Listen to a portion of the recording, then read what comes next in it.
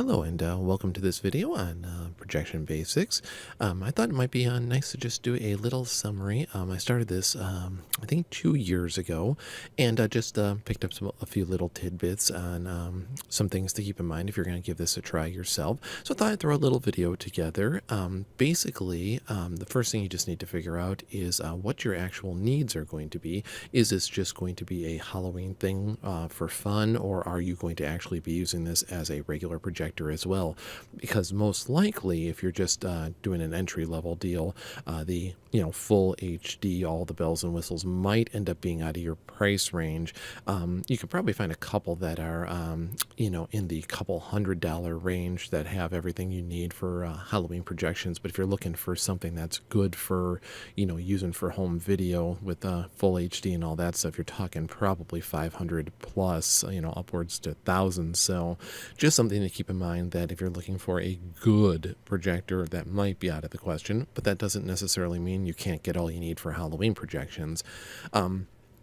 To keep in mind that a few of the ratios that most likely will be falling in the price range you're looking for would either be SVGA, which is 800 by 600, or XGA, which is 1024 by 768, I believe. And both those are 4:3 native, but usually have some sort of mode where it can be switched over to a widescreen mode or something of that nature.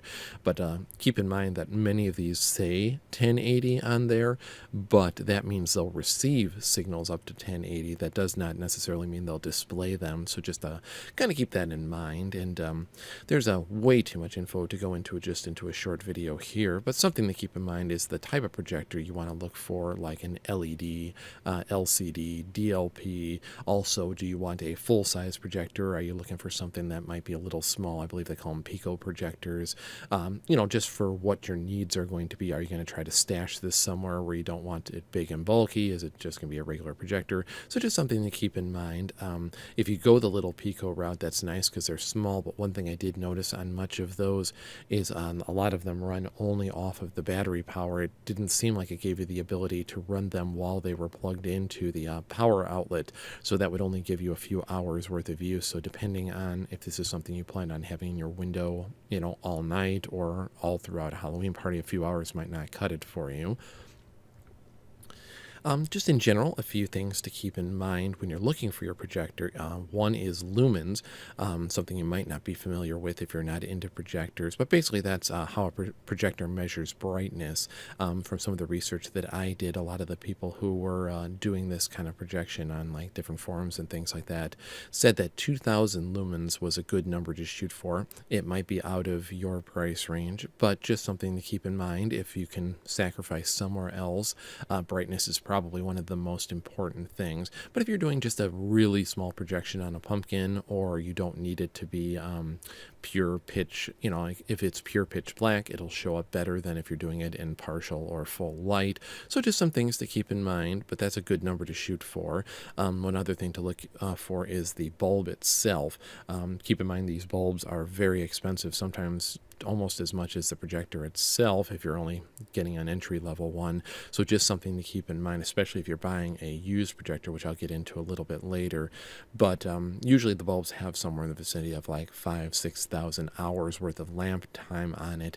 One thing to keep in mind is some projectors have an economy mode, which will extend your lamp life. It won't be quite as bright, but it'll give you a few extra, like for example, it might be 4,000 hours worth of life on regular mode and 6,000 on the economy mode. So just something to keep in mind. If a projector out there has that mode, that can save you some extra lamp hours there. One other thing to keep in mind is something called throw distance, something you might not have thought of when buying your projector, which basically just means how far away the projector needs to be from your image to get the size image you're looking for. A lot of major projector companies have calculators on their site. Might be worth checking that out, because if you find a projector you really like, but then find out that you're not going to have enough room to use it. For example, in our front room, our projector has to be almost all the way on the other side of the room to get a picture big enough to cover our picture window. I was lucky enough that I did look into that and figured out that I was going to be okay. But if literally we would have needed another 2 to 3 feet, we wouldn't have made it. So just something to keep in mind. Would hate to have you pick out the perfect projector for you and then figure out your room is kind of narrow and it wouldn't work for you or wouldn't be big enough to cover your window. They do sell something called a short throw projector, which means you don't have to have it back anywhere near as far as a regular one. But keep in mind that those usually are more expensive. But if that's the only thing that'll work for you, if you live in a townhouse where you're dealing with a very narrow room or something like that, you might have to go that route. Just something to keep in mind. Also, one other thing that's important if you need to figure out what your needs are going to be is the inputs and outputs.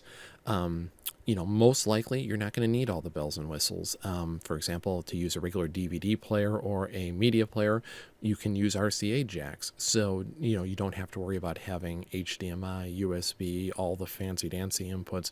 It'd be nice to have them. And if you can find one that has them, that's great. And, it also depends on your needs too. If you're going to use this as a, everyday projector for watching movies and things like that, you may want HDMI. But the other thing too is if you're not getting full HD, you're not probably getting full advantage of that anyways. So just something to keep in mind, just have to figure out what your needs are. But even just RCA was enough to do everything that we needed to do from both a media player and a DVD player. So that's all you really need. One other thing to keep in mind is the audio input outputs. Some of these projectors have a built-in speaker, some do not. So just make sure that if it does not, that you have a line out jack so you can run it to a external amplifier and speakers, which might be useful to have even if it has a speaker, because a lot of these projector speakers aren't the loudest in the world.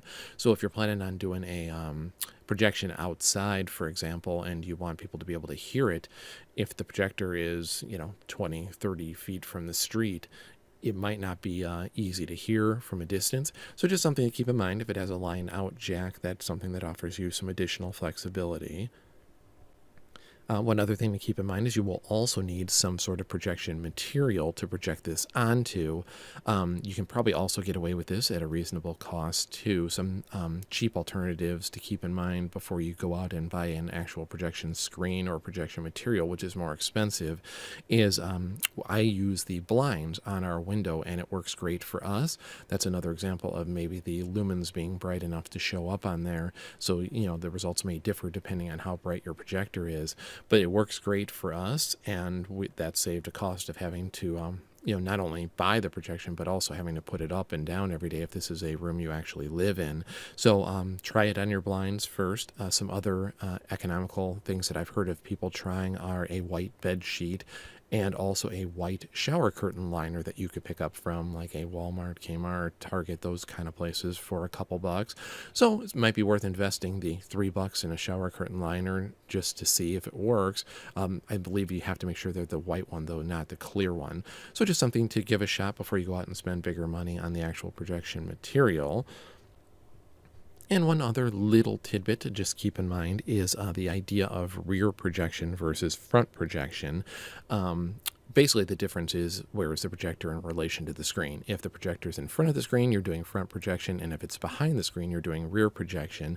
I usually choose to do the rear projection just because it keeps the projector inside the house. In the Chicagoland area I live in, once you start getting into October, the weather is starting to get a little iffy, not to mention in terms of the whole security issue of having to worry about leaving a projector outside with someone messing with it, things like that. So it's a nice thing to have as an option to do it from inside your house. Two things to keep in mind if you are doing rear projection, although it keeps it safe. One, to get the picture the size you want, it has to be almost all the way on the other side of the room, so that room almost becomes unusable while you're using your projector, since you're projecting a very bright light from one side of the room to the other, and if you're walking through, you'll be blocking the image. So just something to keep in mind. We have 2 kids, so usually we don't even turn on the projections until they go to bed. That, and also that if you're going to project anything with with words on it, that if you're doing rear projection, it is going to show up reversed if you're looking at it from the front. Many projectors have a mode where it's a rear screen mode where it'll flip the image for you. One other little workaround for that is you could always flip your image or video in your editing program before you output it. If you're using Photoshop or some sort of video editing program, you can flip it first so it'll look like it's reversed for you, but when you're playing it on your rear projection, it'll show up the right way from the front. So just to kind of sum up, you can put together one of these little systems for a fairly reasonable price. I have two projectors. One I decided to go the new route, one I decided to go the used route. The new one that I got, I believe, was upper 200s, around $300. It was an Epson. But also this past year, I was able to pick up a used one, Mitsubishi DLP projector, for $80 off of eBay from a company that refurbishes office equipment. So basically your options, if you're looking to get into a little entry-level deal for this, is you can get one like that Epson for a few hundred that makes sure it has the inputs you need and has the proper number of lumens, things like that, which you can probably do for a couple $100. Or your other option is to go the cheap / China route, which is, if you go onto Amazon, you can find any number of projectors that are brands or things you've never heard of, or you could buy used. Either way, going this second route, you're going to take a chance. If you're buying something used, you never know for sure what you're going to get. But if you buy something that costs $100 or less from China and it's a company you don't even have any clue of, you're taking a chance too. I've heard a lot of those just use a regular little light bulb and they aren't very bright. And so just something to keep in mind. You're going to probably take a chance either way. But if you look for a reputable company and buy it used, you might be doing, I went through my first season here with using the used projector and had no problems. So it can be done. One or two little things you want to keep in mind, though, if you're buying it used, make sure that the listing states that this is not just for parts. A lot of times people sell used projectors that the lamp is burnt out, which is great if it's a really nice projector, but the problem is you're probably going to spend up to a couple $100 for a new lamp. So just keep in mind, if you're buying a projector for $80, you might be putting $300 in if you have to buy a new lamp. The other thing that you can keep in mind if you're buying it used is many of the listings will have on there how many lamp hours have been used. For example, the one I bought, the bulb, I think, has somewhere in the vicinity of like 5,000 hours, and only 140, I think it was, had been used. So that's one thing to keep in mind. If it has really low lamp hours, your chances are probably better if it lasted a little while longer. So if you're just trying to put together a entry-level little system like this, you can do it for probably under $100. For example, the projector, the Mitsubishi DLP I got, was $80.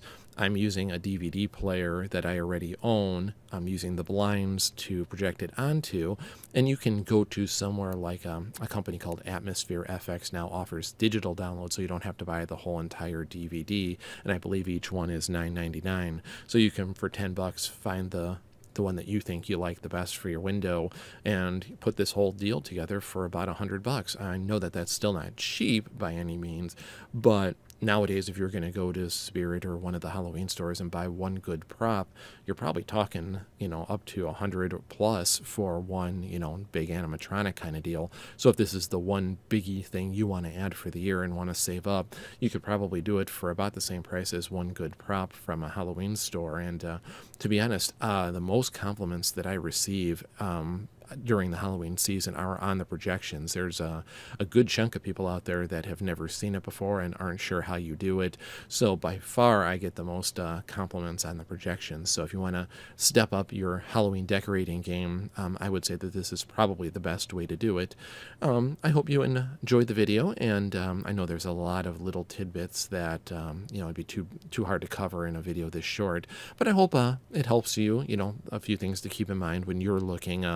Things such as lumens and throw distance and all that, rear versus front projection, might not be things that everyone is familiar with.